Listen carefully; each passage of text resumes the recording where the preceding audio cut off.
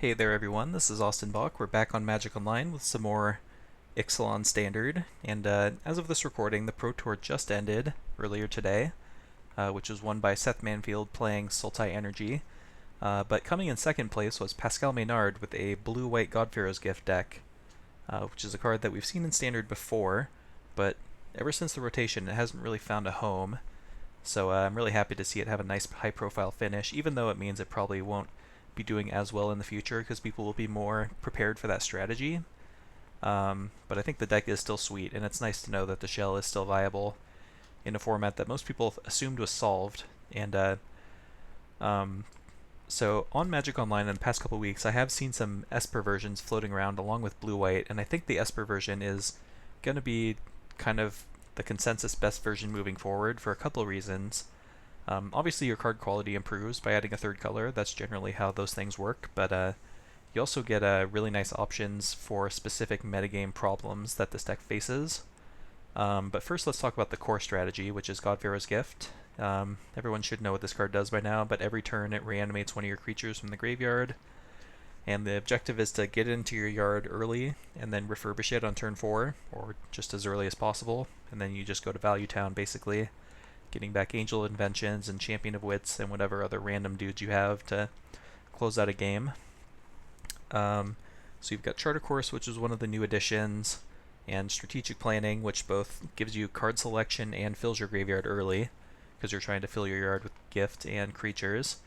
Minister of Inquiries, just one of the cheapest ways to fill your yard. Seekers Squire is another new addition from Ixalan, so one of the reasons to be black. Just a 1/2 that either draws you a land, which is nice because our mana is kind of awkward, being 3 colors, but when you explore a non-land card, you put it into the graveyard rather than on the bottom, like with normal Scry, which is very relevant when you're trying to fill the yard for God-Pharaoh's Gift. Then you also get Kitesail Freebooter, which is really nice because it can make sure that the coast is clear in case your opponent has cards like, Negate, Abrade, that kind of thing, and you can just disrupt their strategy. Because really you're just trying to buy time and get yourself to the late game engine. So Freebooter is kind of the perfect card to do that, even though it is a little fragile, and there's a lot of ways to kill it. And then Hostage Taker, which in my opinion is one of the reasons to be black. Not only is this card just very powerful, as we saw on the Pro Tour, it just won the Pro Tour and put several other decks into the top standings. It's very specifically good against cards like God-Pharaoh's Gift, so if we play against a mirror match, this card steals artifacts, not only creatures. People often forget that. So it's a rare way to interact with people's, non-traditional threats like God-Pharaoh's Gift and that kind of thing. But the main reason I like the black is actually in the sideboard.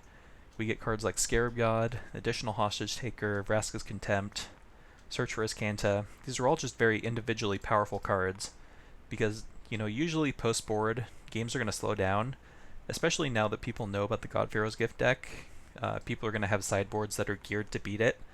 So the game plan usually is going to be to just bring in these cards that are good and can win the game on their own, so you don't have to worry as much about, setting up a fragile combo, because you can just play a good mid-range game, and play all solid cards, cut bad cards like Minister of Inquiries, Refurbish, trim on the God-Pharaoh's Gifts, and just play a normal game and still win that way. But other than that, Fumigate's the other big card. This card is very well positioned right now. Just incidental life gain and clearing away whatever your opponent's doing, because this format right now is basically all about just trying to get onto the board before your opponent and overwhelm them, whether it's going slightly bigger than them or getting slightly under them before they set up something more powerful. So Fumigate's just kind of the slate wiper, as it were. And then we've got like Sunscourge Champions against Mono Red and just a smattering of other options. But yeah, I'm a big fan of the strategy.